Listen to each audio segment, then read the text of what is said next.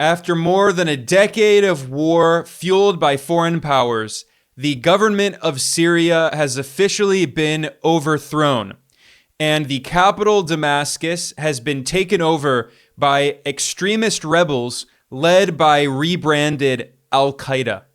This will have huge geopolitical repercussions. First of all, it is a major victory for the United States and Israel, which spent a decade supporting rebels in Syria, many of which were linked to Al-Qaeda and ISIS, spending billions of dollars arming and training these Al-Qaeda-linked rebels to try to overthrow the Syrian government, and they have succeeded. This is also a major blow to Iran, and it comes at a time when Israel, with U.S. support, is bombing and ethnically cleansing Gaza and committing genocide. It also comes at a time when Israel has invaded Lebanon and has killed much of the leadership of the Lebanese resistance group Hezbollah.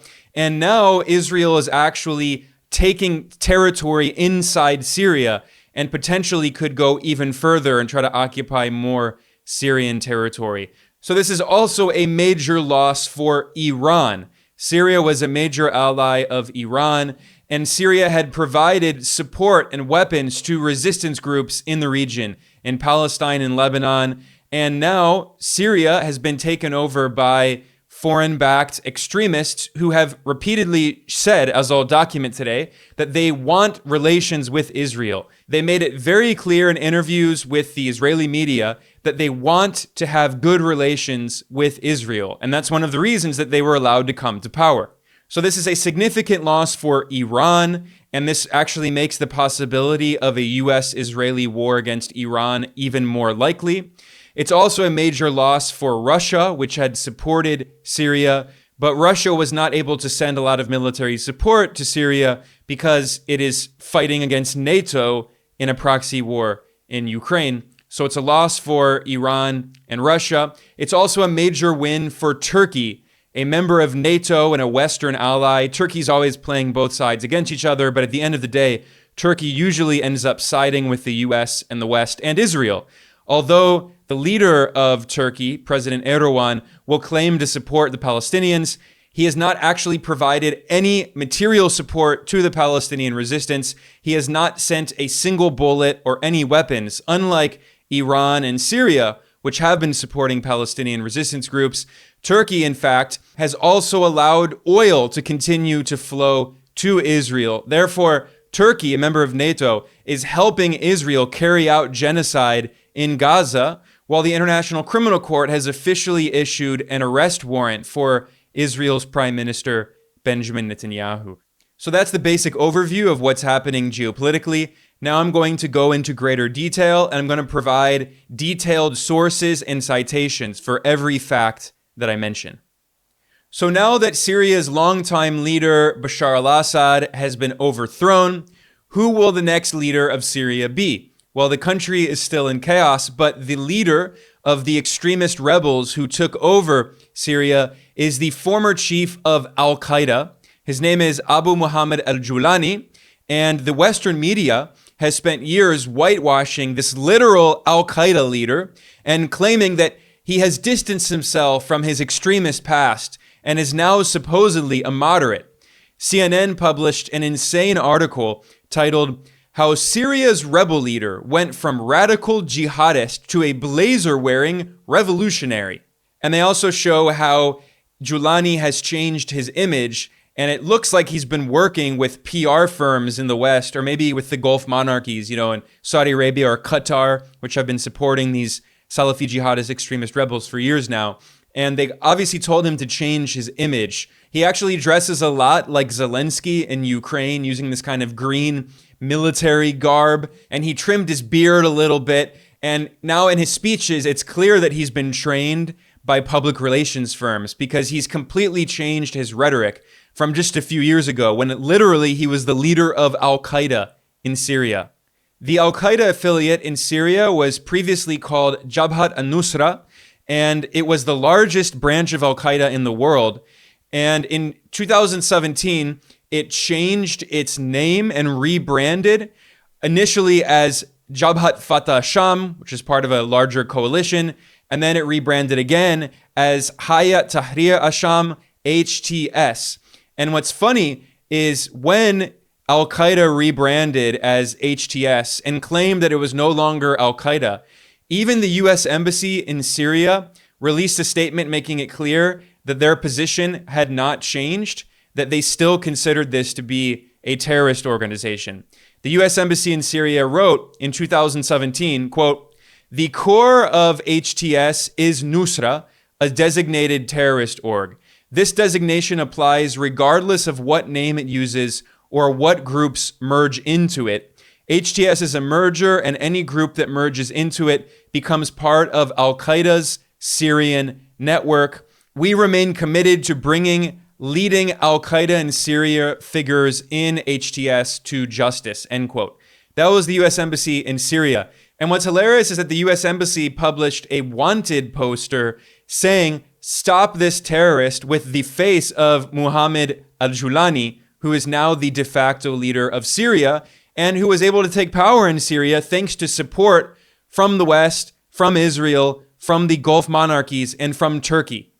The Western media's whitewashing of the Syrian Al-Qaeda leader reminds me of an article that was published in the major British newspaper, The Independent, back in 1993, that had a big photo of the future leader of Al-Qaeda in the entire world, Osama bin Laden. And the headline of the article was, quote, "Anti-Soviet warrior puts his army on the road to peace." And this article whitewashed Osama bin Laden, portraying him as a great anti-Soviet warrior who helped the West defeat the Soviet Union in the proxy war in Afghanistan in the 1980s, in which the CIA spent billions of dollars arming and training the original so-called moderate rebels, as the Western media called them, who were far-right Islamist extremists, fundamentalists, known as the Mujahideen. Well, Osama bin Laden was the leader of the Arab Mujahideen, who was attracting other extremists from around the world, who was using his wealth as a Saudi oligarch in order to fund this operation, this holy war against the Soviet Union in alliance with the CIA. And at that time, Osama bin Laden was an ally of the West in the US-led Cold War against the Soviet Union, just as today, rebranded Al-Qaeda in Syria is an ally of the West against the overthrown Syrian government of President Bashar al-Assad and his allies, which were Iran and Russia and resistance groups like Hezbollah. And this was actually admitted by the current U.S. National Security Advisor in the Biden administration, Jake Sullivan. Back in 2012, Jake Sullivan was the top aide to then U.S. Secretary of State Hillary Clinton. And in 2012, Jake Sullivan sent Hillary Clinton an email in which he stated, quote, "AQ is on our side in Syria." Of course, AQ is Al-Qaeda. So he was saying, quote, "Al-Qaeda is on our side in Syria," end quote. Those are the words of the current U.S. National Security Advisor, one of the most powerful foreign policy officials in the U.S. government, in the Biden administration, who admitted that for a decade, the United States has been allied with Al-Qaeda in Syria, just as the U.S. was allied with the precursors of Al-Qaeda and the Taliban in Afghanistan in the 1980s. I published a separate article and video in which I talked about the history of the CIA program arming and training these extremist rebels in Syria. I will link to that in the description below. I cited an article published in the Washington Post in 2015 that admitted that the CIA had created this covert operation to arm and train so-called rebels in Syria, and that the CIA was spending nearly $1 billion per year. According to the Washington Post, CIA operations in Syria accounted for $1 out of every $15 in the CIA's budget, and this was the largest CIA covert operation since the CIA operation in Afghanistan in the 1980s that again gave birth to Al-Qaeda and the Taliban. The CIA program in Afghanistan was called Operation Cyclone, whereas the CIA program in Syria was called Operation Timber Sycamore. And just as the result of the CIA operation in Afghanistan in the 80s was the Taliban coming to power, and they're still in power today, the result of the CIA operation in Syria was rebranded Al-Qaeda coming to power in Syria. So the US has its hands all over this. And what is especially insidious is seeing how the Western media has been whitewashing rebranded Al-Qaeda in Syria for years now, helping Al-Qaeda to carry out this rebranding operation, which is purely a marketing operation. When they said we're no longer affiliated with Al-Qaeda, they still share the same extremist, fascist, Salafi-jihadist ideology of Al-Qaeda. It was pure PR. We saw an example of this back in 2021 when the US state media outlet PBS published a softball interview with al-Jolani, the leader, former leader, in scare quotes, former leader of Syrian Al-Qaeda. And he took off his traditional clothing and put on a Western suit. And this was the first time that a mainstream US media outlet had published an interview with the leader of Syrian Al-Qaeda. And there was an incredible moment in this report done by PBS Frontline in which they interviewed the former US diplomat James Jeffrey, who was the US special representative for Syria. And he, in this interview, he referred to rebranded Al-Qaeda as a, quote, asset, end quote, for the US strategy in Syria. So this is a top US official referring to Al-Qaeda as an asset being used by the United States. He admitted it openly. Meanwhile, while the Western media was whitewashing Syrian Al-Qaeda, helping them try to rebrand, they were ruling in the northern Syrian province of Idlib, bordering Turkey with the support of NATO member Turkey. And literally 3 days after PBS published that softball interview whitewashing al-Jolani, there are reports that Hay'at Tahrir al-Sham, HTS, which Jolani leads, rebranded Al-Qaeda, stoned 3 women to death in Idlib over accusations of adultery. So while the Western media was whitewashing rebranded Syrian Al-Qaeda, they were literally stoning women to death. This is the group that is now controlling the majority of Syria, excluding the east, which we'll talk about, which is militarily occupied by the United States. But most of Syria is governed by rebranded Al-Qaeda, which has been governing part of Syria for years now, the northern Idlib province. It was resorting to medieval-style extremist policies that it's now going to impose on major cities. And what this reminds me of is what happened in Libya in 2011 in North Africa. NATO led a war that destroyed the Libyan state, killing Libya's longtime leader, Muammar Gaddafi, and unleashing chaos. And still today, after more than 13 years, Libya has no central unified government. It's at a state of civil war, and there have been open-air slave markets.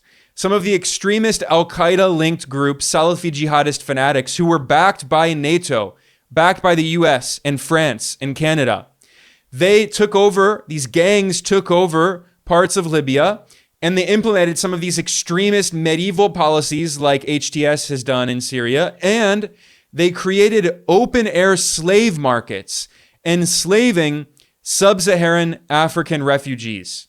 So NATO literally helped bring chattel slavery back to Africa in its so-called liberation of Libya. And here we are today, and we see the same rhetoric, whereas in 2011, the Western media and Western government said, we liberated Libya. The so-called dictator Muammar Gaddafi was overthrown. And meanwhile, life after Gaddafi has been exponentially worse, has been chaos and death and suffering and war. Meanwhile, Libya previously had the highest standard of living in the entire African continent. It had the highest rating of the Human Development Index.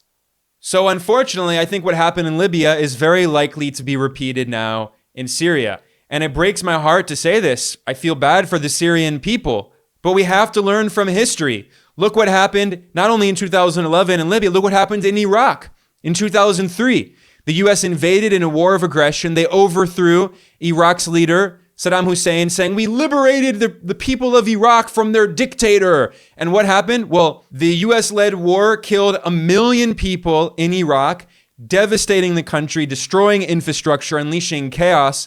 Still today, there are very high levels of violence in Iraq, and the U.S. troops never left. After 2 decades, there are still U.S. troops militarily occupying Iraq. And then, of course, it led to the rise of ISIS, along with the war in Syria. So the U.S., along with its allies like Israel and NATO member Turkey and the Gulf monarchies, they have been destabilizing this region for decades. Literally millions of people have died because of these U.S.-led wars. And now in Syria, after a decade of war, it looks like there's going to be even more instability and violence. But U.S. President Joe Biden is proud. And in a speech, he actually took credit for the overthrow of the Syrian government. The upshot for all this is, for the first time ever, neither Russia, nor Iran, nor Hezbollah could defend this abhorrent regime in Syria.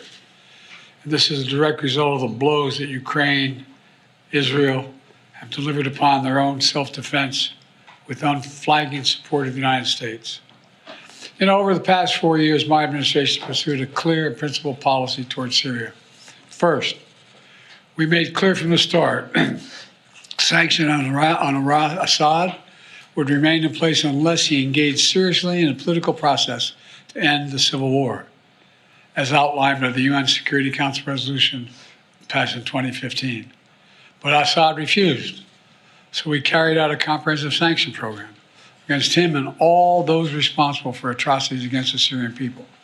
Second, we maintained our military presence in Syria. Third, we supported Israel's freedom of action against Iranian networks in Syria and against actors aligned with Iran who transported lethal aid to Lebanon. And when necessary, ordered the use of military force against Iranian networks to protect U.S. forces. Our approach has shifted the balance of power in the Middle East.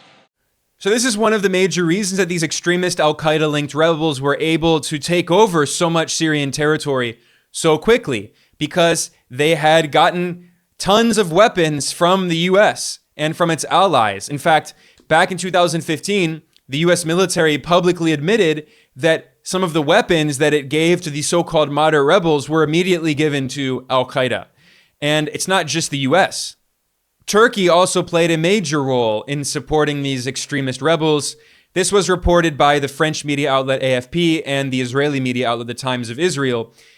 Opposition sources in Syria admitted that Turkish intelligence was helping them carry out this operation, and that Turkey itself, Erdogan, gave his green light to carry out this offensive to overthrow the Syrian government. Another country that was reportedly helping these al-Qaeda-linked rebels in Syria was Ukraine. This was reported in several Western media outlets because these extremist al-Qaeda-linked rebels in Syria were using suicide drones, kamikaze drones, and Syrian opposition figures told several media outlets that they were actually collaborating with Ukrainian intelligence, which was helping them coordinate to carry out this war. And Ukraine was also sharing some of this kamikaze drone technology that these al-Qaeda-linked rebels were using to attack the Syrian army. And of course, Israel also played an important role in helping to overthrow the Syrian government. In fact, when these al-Qaeda-linked rebels took over Damascus, the Israeli prime minister and wanted war criminal, Benjamin Netanyahu, he visited the border with Syria for a photo op, and he published a speech in which he took credit for the overthrow of the Syrian government. Netanyahu boasted that the fall of Assad was, quote, a direct result of the blows we have inflicted on Iran and Hezbollah, the main supporters of the Assad regime, end quote. Here's that clip of Netanyahu. This collapse is a direct result of our forceful action against Hezbollah and Iran, Assad's main supporters. It set off a chain reaction of all those who want to free themselves from this tyranny and its oppression. Israel had been supporting these Syrian al-Qaeda-linked rebels for years. Back in 2019, the chief of the IDF admitted that Israel had been giving weapons to the so-called rebels in Syria. The major Israeli media outlet, the Jerusalem Post, published an article admitting that Israel had been treating Syrian al-Qaeda members in Israeli hospitals So members of al-Qaeda in Syria would cross over to Israel. Israel would treat them in its hospitals and then send them back into Syria to try to overthrow the Syrian government. Well, now they've succeeded, and Syrian rebranded Al-Qaeda is in power in Syria in no small part thanks to the support it got from Israel. The US media has openly boasted that Israel helped to overthrow the Syrian government. The neoconservative New York Times columnist Bret Stephens, who has enthusiastically supported every single US war. He's a complete hawk. He loved the war in Iraq, and he published a column at the New York Times titled, "Syrians also have Israel to thank for their liberation," end quote. So they're not even hiding it. And this December, the Times of Israel published several different articles that feature interviews with members of the al-Qaeda-linked Syrian opposition who said that they love Israel. I'm not exaggerating. One of these Syrian rebels said, quote, "We love Israel and we were never its enemies. We don't hate you. We love you very much," end quote. They're saying that as Israel is carrying out genocide in Gaza and ethnic cleansing and killing tens of thousands of Palestinian children. This is what the Syrian opposition says because they were backed by Israel. The Times of Israel published another article in December interviewing a Syrian rebel commander from the so-called Free Syrian Army, which was partially created by the CIA, backed by the US, backed by Turkey. And he said very clearly that they wanted to establish formal diplomatic relations with Israel. They asked for more support from Israel to fight against Iran. In this article, the Syrian rebel commander thanked Israel for attacking Hezbollah in Lebanon and said that that helped them. It prevented Hezbollah in Lebanon from going into Syria, from supporting the Syrian government and fighting against these al-Qaeda, rebranded al-Qaeda-led rebels. And by dividing Lebanon and Syria, and because Russia was also bogged down in Ukraine, this isolated Syria and is what allowed rebranded al-Qaeda to take over the country. And now Israel is taking advantage of the situation and trying to seize more territory inside Syria. Immediately after rebranded Al-Qaeda took power in Damascus, Israel sent troops into the buffer zone surrounding the illegally occupied Golan Heights. Now, according to international law, Golan Heights is part of Syrian territory, but Israel has illegally occupied it since 1967. And in 1974, there was an agreement reached on a buffer zone, and Israel did not enter that buffer zone for 50 years. The Syrian government prevented Israel from taking more territory. But as soon as rebranded Al-Qaeda took over in Syria, Israel went into the buffer zone, seizing more Syrian territory. And now many people suspect that Israel may try to colonize even more Syrian land, just as Israel has tried to colonize southern Lebanon. So there's no way around it. It has to be said that this is a huge blow to the axis of resistance in the Middle East, in West Asia. This is a major blow that has done severe damage to these resistance groups fighting against Israeli colonialism, because Syria had been a major support of weapons to resistance groups in Lebanon, including to Hezbollah, resistance groups in Palestine, and also it was a land bridge. Physically, it was a land bridge from Iran into Iraq, into Syria, into Lebanon, and then into Palestine. And now, by removing Syria from the heart of the resistance axis, this is going to be very damaging. It's not the end of the resistance axis. Israel wants people to believe that. They have done damage to these groups. They've killed the leadership of Hezbollah. They've done a lot of damage to Hamas. They've helped to overthrow the Syrian government. But there still are many resistance groups. Iran is still going to continue to support resistance against Israeli colonialism and U.S. imperialism. In Iraq, there are resistance groups. Hezbollah in Lebanon has not been defeated. Some of its leaders have been killed, but it still remains intact and has been able to successfully fight against the Israeli colonial occupiers trying to colonize more Lebanese territory.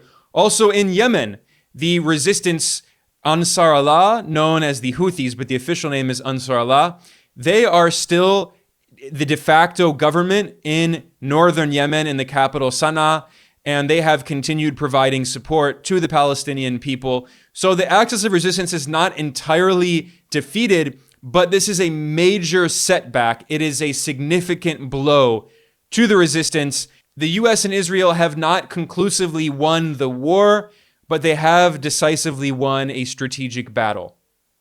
So what is going to happen in Syria? What is Syria going to look like? It's, of course, impossible to predict, but I should say that there is still a big question mark about whether or not Syria as a state in its territorial integrity will remain intact. Because if you look at a map, not only is Israel occupying the Golan Heights and potentially expanding to take more territory, not only does NATO member Turkey have de facto control over several northern parts in Syria, and Turkey may try to colonize and take that land as well, but there's also another huge factor, which is the eastern part of Syria. Now, I'm looking at a map here from Al Jazeera, which is a little out of date because the overthrow of the Syrian government happened so quickly. But if you look at a map, you can see that the Al-Qaeda, rebranded Al-Qaeda-led so-called rebels have taken control of most of the western part of Syria, including the biggest cities of Damascus and Aleppo. However, in the eastern part of Syria, there are Kurdish-led militias known as the SDF, the Syrian Democratic Forces, within which one of the main Kurdish-led groups is the YPG and the YPJ. And they still have a de facto government in the eastern part of Syria. And the US military has been helping to occupy this land. And by the way, it's not a coincidence that this just so happens to be the land where a majority of Syria's oil fields are located. So the US and these Kurdish-led groups have been occupying Syria's oil fields, and they were preventing the Syrian government from getting access to revenue from this oil. In fact, when Donald Trump was president in his first term, he boasted in an interview on Fox News that he left US troops in Syria in order to take the oil. He repeated that like 20 times. Listen. And then they'd say he left troops in Syria. You know what I did? I left troops to take the oil. I took the oil. The only troops I have are taking the oil. They're protecting the oil. I took over. We're taking the oil. We're not taking well, the oil. Maybe we will. Maybe we won't. They're protecting the facility. I don't know. Maybe we should take it. But we have the oil. Right now, the United States has the oil. So they say he left troops in Syria. No, I got rid of all of them other than we're protecting the oil. We have the oil. And to be fair, it's not just Trump. This U.S. neo-colonial occupation of Syria's oil-rich territory is bipartisan in the U.S. government. I did another article and video about this that I will link to in the description below. Looking at a vote that was held in the U.S. Senate in 2023. This was on a bill that called for the U.S. military to withdraw from Syria. And what was the vote? 84 of the 100 members of the Senate voted against it. That is in defense of the neo-colonial U.S. military occupation of Syria. And that included many Republicans and Democrats. Only 13 members of the Senate voted to actually withdraw these U.S. troops. And by the way, this partially provides an answer to the question many people have. Why did the Syrian government fall so quickly? It seemed like it happened out of nowhere. Well, it's because in reality, the Syrian government was very weak, not only after a decade of war fueled by the US and Israel and Turkey and the Gulf states, not only because of the destruction, the physical destruction of the war, but also because economically, the Syrian government was suffering very significantly due to the Western sanctions on it and due to the theft of oil.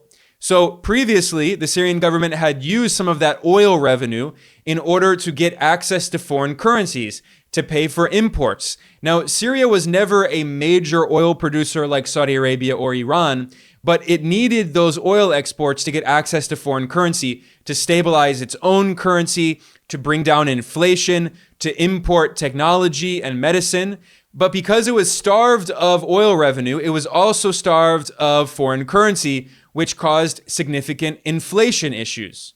And this became much worse in 2019 when the US and Europe imposed suffocating sanctions on Syria. In the US, this was known as the Caesar Act, which was the bill passed, the law that imposed these devastating sanctions that completely crushed the Syrian economy. And in fact, in 2022, the top UN expert on sanctions, the UN Special Rapporteur Alina Duhan, published a very important report that detailed how these Western sanctions, which violate international law, by the way, because they're unilateral, so they're illegal, she detailed how they suffocated the people of Syria. That was her word, suffocated the people of Syria. I'm reading here from the report published by the UN Office of the High Commissioner for Human Rights. This report, again, is by the UN Special Rapporteur on Unilateral Coercive Measures and Human Rights, Alina Duhan. She said that the Western unilateral sanctions against Syria were, quote, exacerbating the destruction and trauma suffered by the Syrian people, end quote. It resulted in the, quote, total economic and financial isolation of a country whose people are struggling to rebuild a life with dignity following the decade-long war, end quote. She talked about the, quote, catastrophic effects of unilateral sanctions across all walks of life in the country, end quote. She said 90% of Syria's population was living below the poverty line with limited access to food, water, electricity, shelter, cooking, heating fuel, transportation, and healthcare. She said, quote, more than half of the vital infrastructure is either completely destroyed or severely damaged. She added that the imposition of unilateral sanctions, quote, quashed national income and undermine efforts toward economic recovery and reconstruction, end quote. And the sanctions also blocked international payments. It meant that foreign companies didn't want to do trade with Syria, which prevented Syria from importing medicines and food and fuel.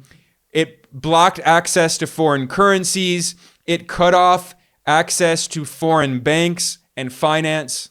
So in other words, the Western powers have been economically suffocating Syria for years under a medieval siege, essentially, and they succeeded ultimately in this economic war. They basically collapsed the Syrian state. They eroded the Syrian state's capabilities of providing infrastructure and security and healthcare and maintaining monetary stability. It's not a coincidence that after the US and EU imposed these Caesar sanctions on Syria in 2019, inflation spiraled out of control. And then, of course, there was also the pandemic. So, I mean, economically, it was a disaster what was happening in Syria. In 2021, inflation hit over 180%. And still today, inflation is around 120%. So the economy is in free fall. The Western powers have been suffocating it. And now Rebranded Al-Qaeda has taken power. And if you think that there was economic mismanagement before under the Assad government, imagine what the economy is going to look like under a bunch of extremist Salafi-jihadist fanatic warlords who have no idea how to run an economy, yet alone a modern state. So this is why it's so important to push back against these simplistic explanations you hear from Western pundits saying that the Syrian government fell because Assad was a horrible, brutal dictator and everyone hated him and blah, blah, blah, and it was a disaster. I mean, if you think corruption was bad previously, what do you think it's going to look like now under Rebranded Al-Qaeda? And people who talk about the economic mismanagement and corruption who don't mention the sanctions and the Western siege and suffocation of the Syrian people and the attempt to implode their economy and the fact that Syria was unable to import, not only because foreign companies didn't want to do business with Syria because it's sanctioned, not only because Syrian banks were cut off from international finance, but also because the US military was occupying Syria's oil fields, preventing Syria from exporting oil and getting access to foreign revenue. This is not about authoritarianism or democracy and all of those propaganda buzzwords used in the West. Every single government in West Asia is authoritarian. There are no liberal democracies. Of course, Israel is a genocidal apartheid regime, colonial regime, carrying out genocide in Gaza, attacking all of its neighbors. It's not in any way a democracy. Palestinian people have no rights whatsoever. Lebanon is more democratic than Israel, but Lebanon as a state has been destroyed by the US and Israel. Lebanon is a failed state thanks to them. Syria has been overthrown. Iraq is a complete disaster as well after, the US has been waging war there and still militarily occupying it. You have Turkey, which is not a democracy. Erdogan is an authoritarian leader. And the Gulf monarchies, give me a break. Saudi Arabia, the UAE, Qatar, they are hereditary dictatorships. They are monarchies. Jordan is a dictatorship. It's, of course, an obedient US puppet. Jordan is run by a dictator, a king, a hereditary monarch, but it is not in any way a democracy. So all this obsession with Syria and democracy and authoritarianism is infantile. It has nothing to do with what is actually happening politically in the country, which is that the US, for over a decade, led an imperialist proxy war to collapse the Syrian state. And they succeeded. And now Rebranded Al-Qaeda is in power. They got what they wanted. The US government had a very clear strategy to try to collapse the Syrian state. This was spelled out very clearly by the former Deputy Assistant Secretary of Defense for the Middle East, Dana Stroul, who was a top official at the Defense Department. She outlined 4 main parts of the US strategy to collapse the Syrian state. First of all, the US military occupation of 1/3 of Syrian territory, which she said the US military owned, like it was the US empire's colonial property. And then the US military used that resource-rich economic powerhouse to starve the Syrian government of revenue. Level 2 of the strategy was diplomatically to isolate the Syrian government, which they succeeded in doing. 3, it was brutal economic sanctions to crush the Syrian economy, which succeeded. And part 4, as she said very clearly, was to prevent reconstruction aid and technical expertise from going into Syria, to prevent Syria from rebuilding, which meant that the people of Syria were living in rubble. Their lives were still hell, and the US was trying to prevent the Syrian people from having a good life. Listen to her lay out the strategy very clearly back in 2019. The United States still had compelling forms of leverage on the table to shape an outcome that was more conducive and protective of U.S. interests. And we identified 4. So the first one was the 1/3 of Syrian territory that was owned via the U.S. military with its local partner, the Syrian Democratic Forces. Now, this was a light footprint on the U.S. military, only about 1,000 troops over the course of the Syria Study Group's report. And then the tens of thousands of forces, both Kurdish and Arab, under the Syrian Democratic Forces. And that 1/3 of Syria is the resource-rich, it's the economic powerhouse of Syria. So where the hydrocarbons are, which obviously is very much in the public debate here in Washington these days, as well as the agricultural powerhouse. But we argued that it wasn't just about this 1/3 of Syrian territory that the U.S. military and our military presence owned, both to fight ISIS and also as leverage for affecting the overall political process for the broader Syrian conflict. There were 3 other areas of leverage. One is political and diplomatic isolation of the Assad regime, so holding the line on diplomatic isolation, preventing embassies from going back into Damascus. 2 is the economic sanctions architecture. So some of this is part of the maximum pressure campaign of the Trump administration on Iran, but there's a whole suite of both executive and congressional sanctions on Syria and Bashar al-Assad, both for human rights abuses in Syria and to the backers of Assad for their activities in support of him in Syria. And 3 was reconstruction aid. So the United States remains the overall largest single donor of humanitarian aid to Syrians both inside Syria and refugees outside of Syria. And there was some stabilization assistance in the part of Syria that was liberated from ISIS and controlled via the Syrian Democratic Forces in northern eastern Syria. The rest of Syria, though, is rubble. And what the Russians want and what Assad wants is economic reconstruction.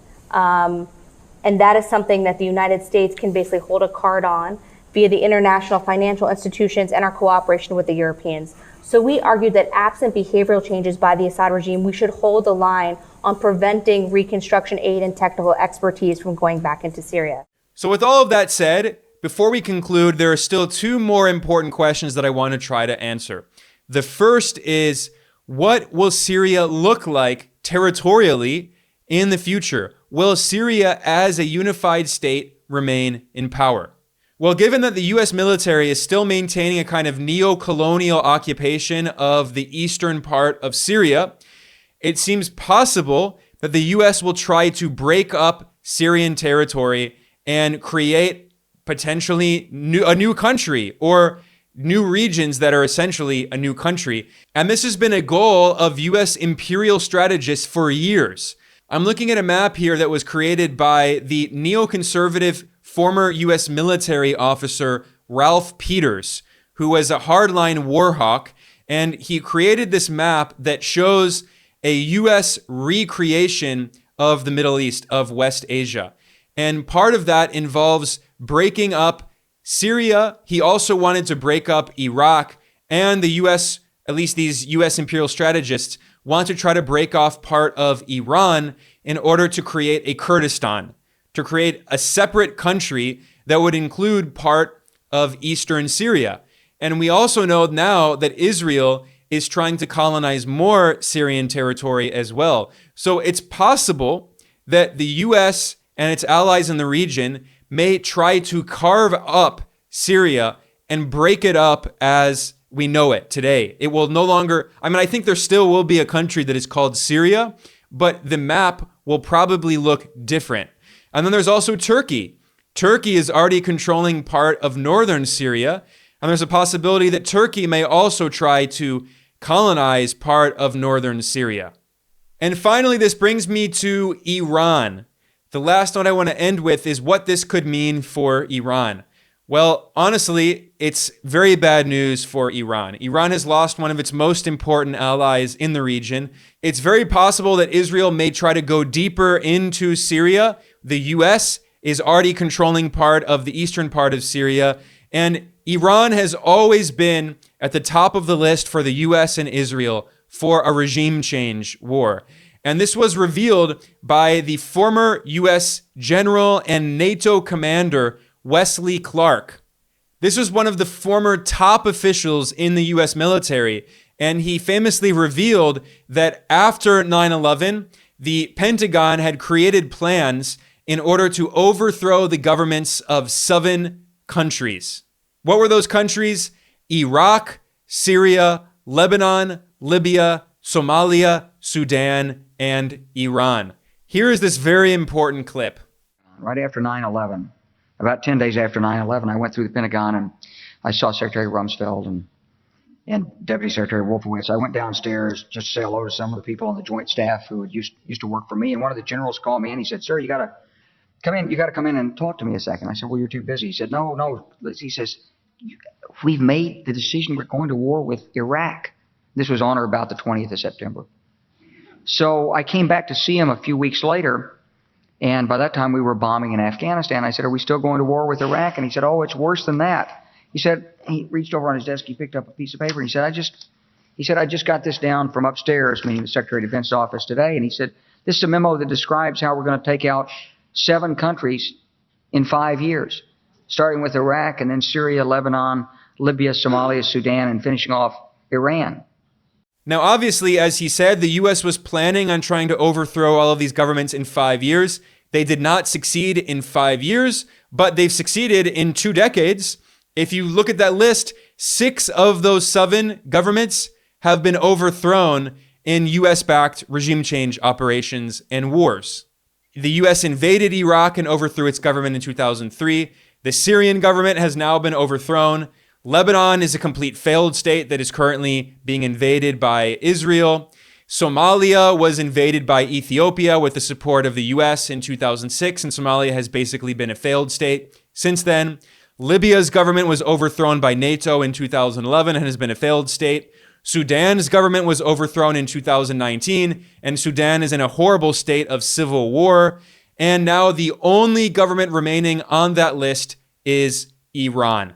So this leads us to the question, is this the moment when the US and Israel launch a full-scale war on Iran, especially with Donald Trump coming back to the White House? Trump tore up the Iran nuclear deal. He was an extreme hawk against Iran. He carried out a maximum pressure strategy to try to collapse the Iranian government. And if you look at Trump's cabinet, at least his nominees to be Secretary of State, it's another neoconservative hawk, Marco Rubio, who wants to overthrow the Iranian government. Donald Trump's nominee to be National Security Advisor, Mike Waltz, is another neocon hawk who wants to overthrow the Iranian government.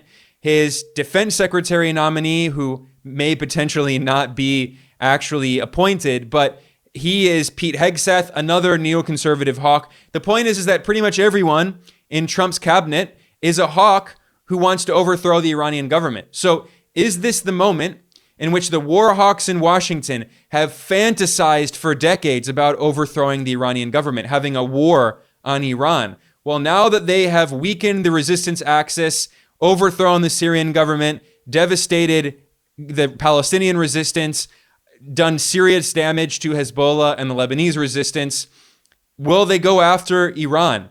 Well, of course, we won't know what's going to happen in the future, but I think this is a very important issue that we should be keeping our eye on. And this is one of the very significant consequences of the overthrow of the Syrian government. Like I said, geopolitically, there's no other way of putting it. This is a major victory for the U.S. and Israel as part of their attempt to try to recolonize West Asia to advance the interests of the U.S. empire. But on that note, I'm going to conclude. I've already said enough. This was a pretty long analysis. I do want to thank everyone for joining me today. I'm Ben Norton. I'm the editor-in-chief of Geopolitical Economy Report. Please like and subscribe. Please share this. I will be back soon for much more analysis and reporting. Thanks everyone again. I will see you all next time.